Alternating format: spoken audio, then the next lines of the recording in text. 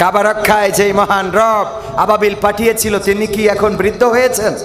নাউজুবিল্লাহ, বৃদ্ধ হন নাই, বয়সও হয় নাই, বরং যেমন ছিলেন তেমন আছে। এখনো যদি কোন মুসলমান রাজপথে ঝাঁপিয়ে পড়ে, যেইভাবে 5ই আগস্টে স্বৈরাচারের পতন হয়েছে, কোরআন বুকে নিয়ে যদি রাজপথে নামতে পারেন, আল্লাহর কসম করে বলি আগামীর দিন হবে কোরআনের দিন, আগামীর দেশ হবে ইসলামের দেশ।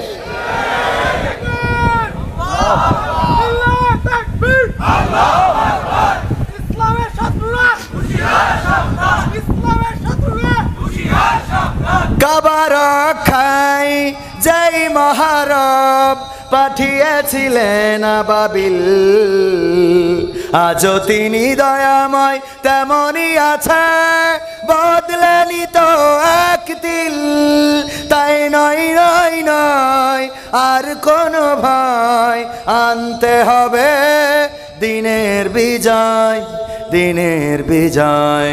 সাহস নিয়ে দাঁড়িয়েছ তাই মুক্ত হয়েছে জমিন, সাহস করে দাঁড়ালে আর একবার কায়েম হয়ে যাবে দিন।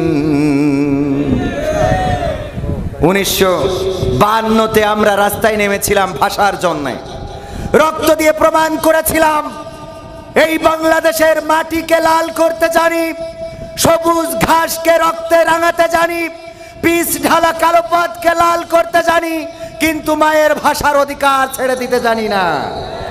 1971-এ আমরা রাজপথে নেমে প্রমাণ করেছিলাম, ওগো পাকিস্তানি হানাদারেরা, তোমরা দেখে নাও আমরা লাখে লাখে শহীদ হতে জানি, কিন্তু বাংলাদেশের মানচিত্রের অধিকার ছেড়ে দিতে জানি না। আগস্টে আমরা রাস্তায় নেমেছিলাম, জুলাই থেকে আন্দোলন শুরু হয়েছিল, 35শে জুলাই আমরা বিজয় অর্জন করে দেখিয়ে দিয়েছিলাম আমরা নিরস্ত্র হতে পারি, তবে আমরা রক্ত দিতে কার্পণ্য বোধ করি না। আমরা রক্তের সাগর ঢালতে জানি, কিন্তু স্বৈরাচারের শাসন মেনে নিতে জানি না। একইভাবে যদি আগামীর দিনে কোরআন বুকে নিয়ে রাজপথে নামতে হয়, কোরআনের জন্য যদি রক্ত ঢালতে হয়, সেই রক্তের সাগরে যদি সাঁতার কাটতে হয়, সাঁতার কেটে কেটে একটি রক্তাক্ত বিপ্লবী কালেমার পতাকা বাংলার জমিনে উড়াতে রাজি কারা কারা? দুটি হাত দেখতে চায়।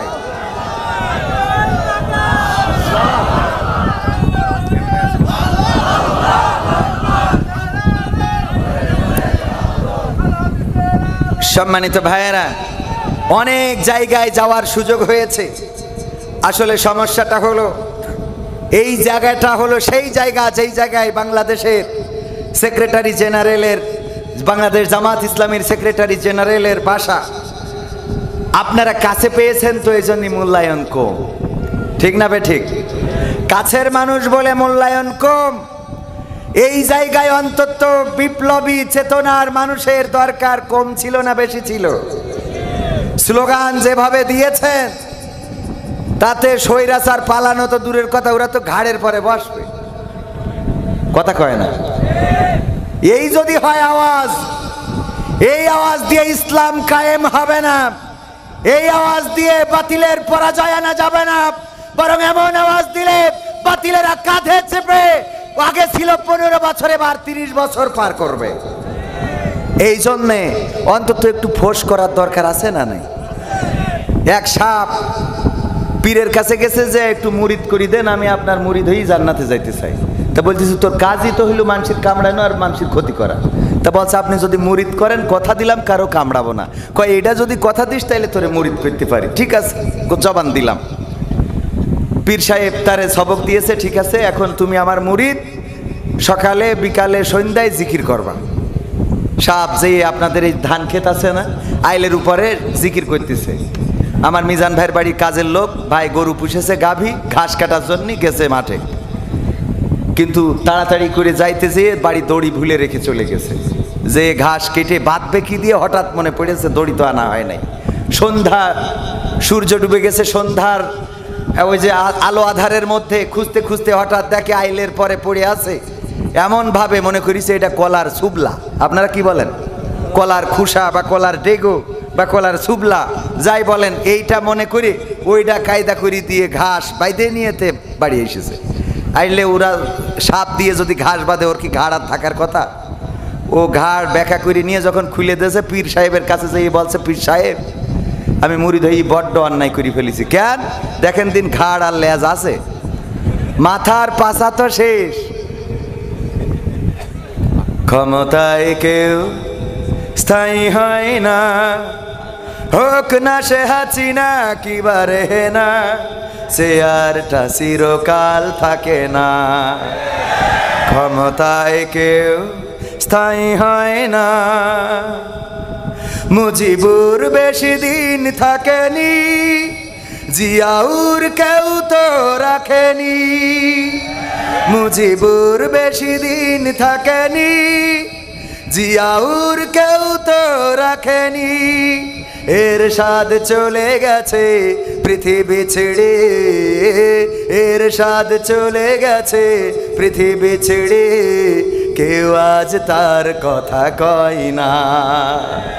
ক্ষমতায় কেউ স্থায়ী হয় না, হোক না সে হাসিনা কিবা খালেদা, চেয়ারটা চিরকাল থাকে না। ক্ষমতায় কেউ স্থায়ী হয় না, হাসিনা ক্ষমতা ধরে রাখতে আয়না ঘর বানিয়েছিল, জনগণের রোশনালে দাদার দেশে পালিয়ে গেল। হাসিনা ক্ষমতা ধরে রাখতে আয়না ঘর বানিয়েছিল, জনগণের রোশনালে দাদার দেশে পালিয়ে গেল। ডিবি হারুনের পাশে আর, ডিবি হারুনের পাশে আর পরিমণিদের দেখা যায় না। ঠিক তো? কথা কি ঠিক আছে?